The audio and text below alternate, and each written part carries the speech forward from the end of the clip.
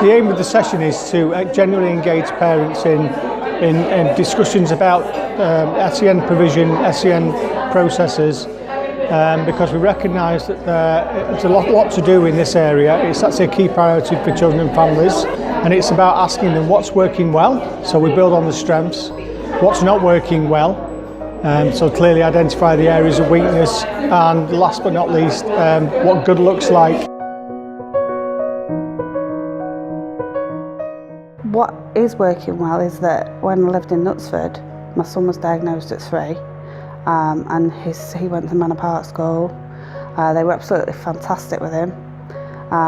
Helped me get his education. Well, at the time it was a statement. What's worked really well for us is my daughter goes to Holmes Chapel Comprehensive, and the SEND aspects of that, they've been absolutely brilliant, exemplary, I would say.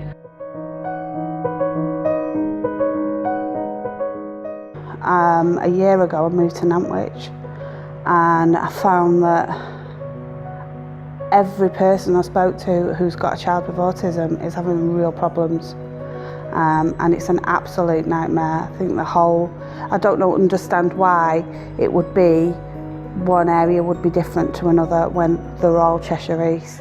Well, personally, I found, like most SEND families, that children sort of experience lots of challenges and difficulties by accessing an equal chance of an education.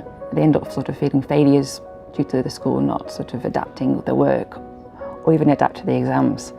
And I know with my son's primary school experience, they've been fraught with many hurdles and barriers along the way. The communication between the transport section and parents, I have heard stories from other parents as well, but my own experience is that this year my son was due to change his transport. I was sent a letter in the middle of August stating who the new company was going to be with their telephone number, and when I phoned the telephone number to check on the Friday before he was due to go to the school on the Tuesday, because I hadn't heard anything regards the meet and greet, that company told me that the contract had actually been taken off them the week before, and yet I hadn't had any correspondence from the transport section at all to tell me this. We were trying to transition from school to college.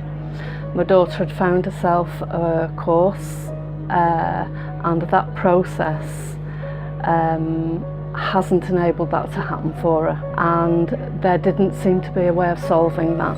So she's had to go back to school, even though she didn't want to.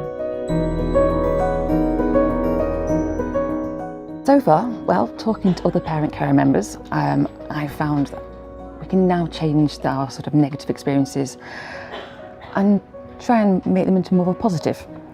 Being able to talk and tell the LA about these difficulties our own children are encountering at school.